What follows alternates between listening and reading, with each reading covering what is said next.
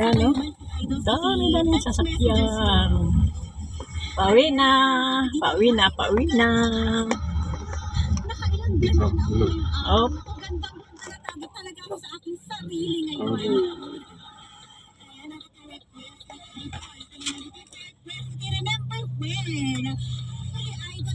Ay, may. Yung bus kaya na nagilian, di ba maghinto dito? Hindi. Papunta ng ano? Andun dyan, pinuntahan natin naligaw tayo. Doon sa napunta tayo dito. Nagpaparadahan nila dito sa Kabaruan. Hindi, yung papunta ng halimbawa, magdiretso ka dito, galing kang Nagilian. Sasakay ka ng Partas. Ay, pupunta ng Lawag. Dahil mga si Kuya kung dumadaan sa CSI, yung papuntang Kandon na sinasakyan niya. Para kung sakaling pupunta kami ng Manamol o kaya dito ni Bibi, ano na, hindi na kami sasakay ng Lotramco kaya mag-stop sa San Fernando. Didiretso na yun.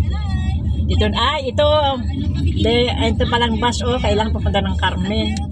Mag-stop pala dito sa Manamol. Kaya kung may gagaling Bagyo, papunta ng Kandon, baka mag-stop dyan sa CSI, ibig sabihin. Ganun. Nabsugak. Ang sarap pala na yung libreng ice cream. Masarap yung ice cream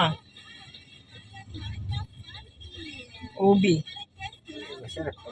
Masibig. Oo, ayos si Daddy. Oo, sa bagay, ngayon lang ako nakaysa naman yung laging alak. Nyaliaw. Bagman, nayaban na ice cream tagaya.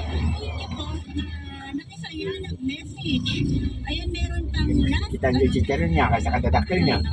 Nasumat din. Diyan si Charon ti kwa? Kasi yung chicharon. Si Charon. Mga natangkan nga yung ipabrang nila. Lumakil. Uwan. Diyan si Charon ti Bigan. Lumakil nga. Yung mga 100 grams. 100 grams Mano? 150. 1 kilo, 1,500. Naluto mong kami na yes-yesun. Magaan na yun. Baka isang supot na rin. Hindi mo sinubukan. Tikman nyo lang. Di ba? Yeah, on our way to the city. City.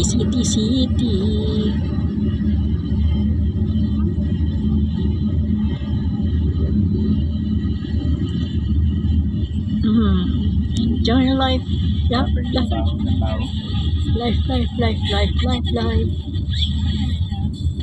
Enjoy life. Okay. Shortcut.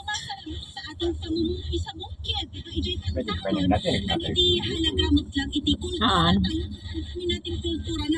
Hanapin na ko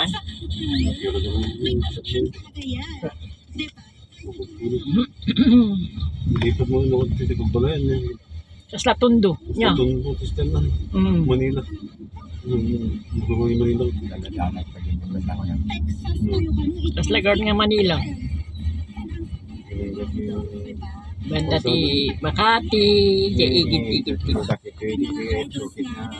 Kita ka man kiti kwa. Timula nga adati limon nga bunga na. Di ba dito tayo nga gimatang ti kalamansi. So nga da kalamansi tayo.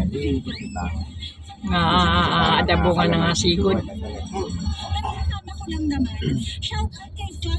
Yung sampalok ba yung nandun sa teres? Ipasok ko nga. Ibonsay ko yun. Baka magbunga ng sampalok. Tapos kahit kung nagpasiminto niya, baka agungot lang ni Rexy. Tapos lang nga pasungay nga siminto nga maday.